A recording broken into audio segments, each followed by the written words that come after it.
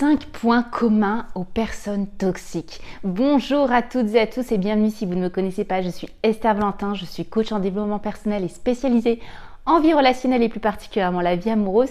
Et aujourd'hui dans cette vidéo, je vais aborder avec vous les points communs aux personnes toxiques. Quand je parle de toxique, tu es toxique pour l'autre, toxique pour développer une relation. Donc toxique pour l'autre, toxique pour une relation. Et ça va être des points communs de ces personnes qu'on va retrouver ici dans cette vidéo. Premier point commun, commençons tout de suite. Eh bien, les personnes toxiques n'assument pas leurs responsabilités. Ça, c'est un véritable comportement toxique pour une relation parce qu'on ne peut pas faire évoluer une relation avec un des deux partenaires qui ne veut pas assumer ses responsabilités. Et quand je parle d'assumer ses responsabilités, je parle de responsabilités plus profondes que juste reconnaître ses actes. Quoique ces personnes peuvent même aller jusqu'à ne pas assumer ça. Mais en fait, je parle de responsabilité concernant leurs propres sentiments, leurs émotions. Ça demande une certaine maturité affective que de reconnaître que nos émotions et que nos sentiments, ils nous appartiennent. Et que c'est notre choix ce que nous allons en faire, ce que nous en faisons tout simplement. Et les personnes toxiques, elles ne veulent non seulement pas les assumer, elles ne peuvent pas les assumer, ne veulent pas, je vais plutôt insister sur le veulent pas parce que c'est quelque chose qui peut se faire évoluer, mais en plus, le risque c'est aussi que ces personnes le projettent sur vous. Je vais vous donner un exemple, c'est toi qui me mets en colère, c'est toi qui me fais agir ou réagir comme ça. Je vais vous donner l'exemple en plus extrême, si je t'ai insulté ou si je suis devenu violent, c'est parce que tu m'as poussé à bout. Attention, un petit rappel, rien d'extérieur à nous-mêmes est plus responsable que nous-mêmes dans nos choix. Que quelque chose nous active, que quelque chose nous fasse réagir, c'est ok, mais la réaction qu'on va avoir, ce qu'on va en faire, ça nous appartient. C'est notre choix.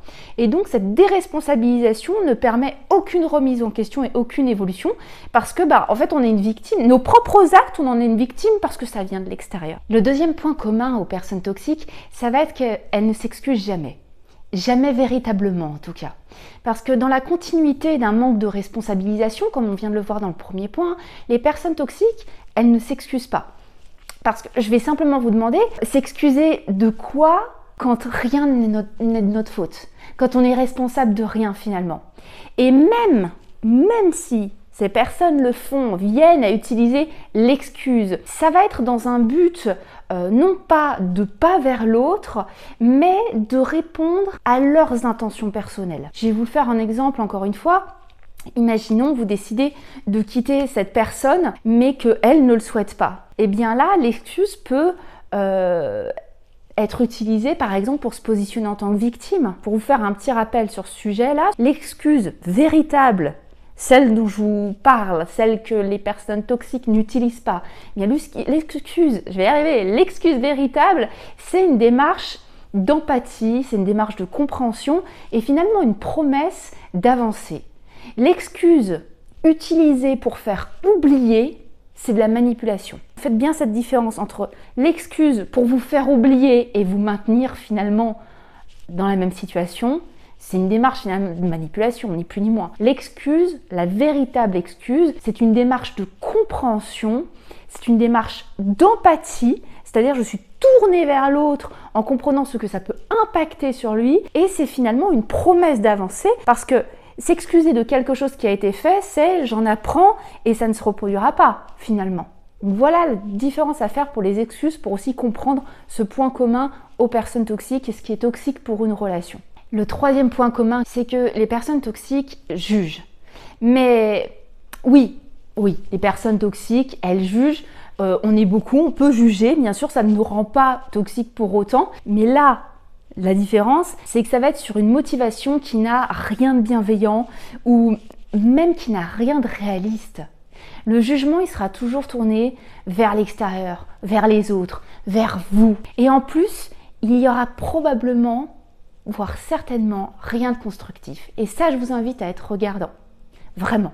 Il n'y aura rien de constructif. Je vous fais un petit rappel encore une fois. Abordons ce qui est dans chacun de ces points toxiques et ce qui ne l'est pas. La critique constructive, le jugement constructif, lui, il n'est pas à bannir, il ne fait pas de nous une personne toxique.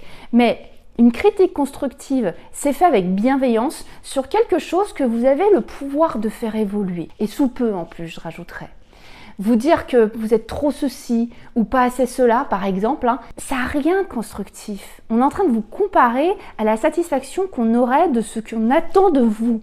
Je vous le mets en jugement. Mais avant tout, je vous invite complètement à regarder, à écouter toujours l'humilité qui se cache dans le jugement que vous recevez d'une personne.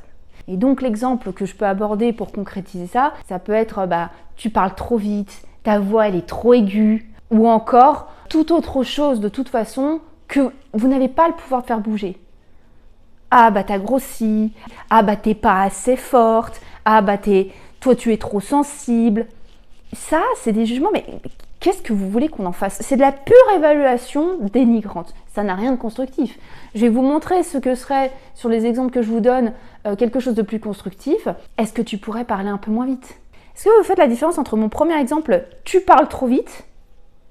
Là, on n'est pas en train de nous pousser à évoluer. Et comment on peut tourner ça d'une manière qui est beaucoup plus bienveillante? Est-ce que tu pourrais parler un peu moins vite, s'il te plaît? Je ne te comprends pas.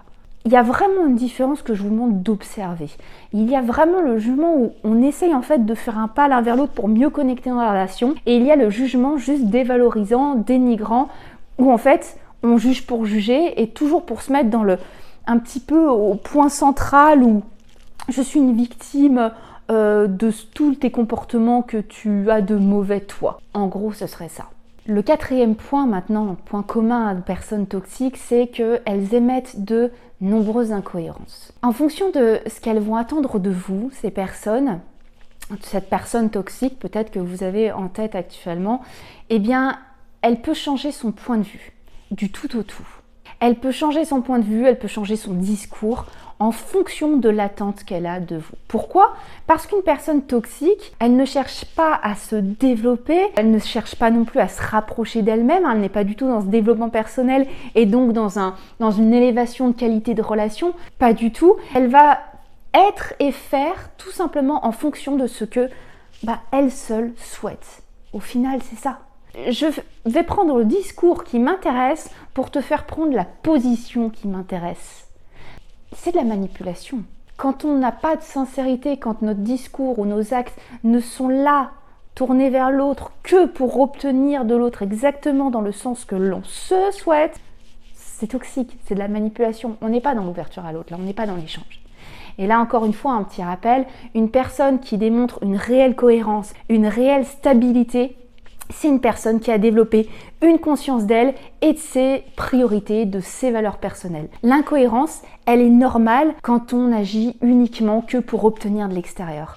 Et comprenez déjà parmi ces 4 points communs d'une personne toxique que ce sont des gens qui ne sont pas du tout dans cette démarche interne de développement personnel, mais qui sont très centrés sur mon développement viendra de comment les autres, je vais obtenir d'eux en fait. Et ça va être tout à fait normal quand on cherche uniquement à obtenir de l'extérieur et rien que ça, de finalement se retrouver dans un discours ou des actes incohérents. Et le 5e point que je voulais aborder avec vous dans cette vidéo, 5e point commun aux personnes toxiques, c'est qu'elles n'accordent pas de valeur. Elles ne vous accordent pas de valeur, elles ne peuvent pas. Parce que le soutien, un véritable intérêt envers vous qui est dénué d'attente. Quand je dis d'attente, c'est de retour ou de redevabilité de votre part. Pour ce qui est important pour vous, du soutien pour vous, pour ce qui est important pour vous, ça demande tout simplement d'être tourné vers vous. Mais les personnes toxiques, elles ont besoin de recevoir. Et vous accorder de la valeur, c'est pour elles finalement se détourner de l'importance qu'elles ont besoin de recevoir elles. Leur mal-être, ça les maintient dans une forme d'égocentrisme qui ne peut pas les ouvrir sereinement et sincèrement aux autres personnes. Encore une fois, un petit rappel comme j'ai fait dans tous ces derniers points, accorder réellement de la valeur à quelqu'un, ça ne peut pas être plus puissant qu'en sachant déjà s'accorder de la valeur à soi-même. C'est de cette manière-là que ça va être dénué de toute recherche de redevabilité. Accorder de la valeur à quelqu'un sans s'intéresser à ce qui est important pour lui, c'est impossible. Je ne peux pas dire que vous avez de la valeur pour moi en n'étant pas dans le soutien, la compréhension de ce qui est important pour vous. Parce que je ne peux pas vous accorder de la valeur uniquement pour la partie de vous qui m'intéresse. Retenez vraiment ça. Le résumé de tout ça, c'est que les personnes toxiques, si vous cherchez un point vraiment commun, Si vous cherchez vos réponses à travers ces points que j'aborde avec vous, il y a quelque chose vraiment, le tronc commun de tout ça, c'est que les personnes toxiques, elles épuisent. Parce qu'il faut que ça aille dans leur sens.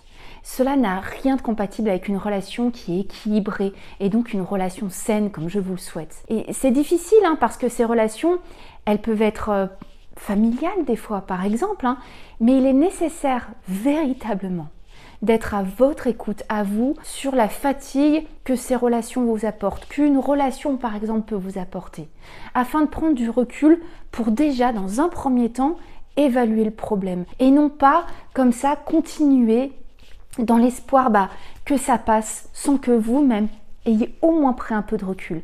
Et ça, c'est un premier pas énorme sur le bon chemin, c'est ne plus maintenir le déni, prendre du recul en se disant que c'est normal qu'une relation m'épuise, qu'elle soit familiale, qu'elle soit amoureuse, qu'elle soit amicale. Finalement, quel est le but d'une relation?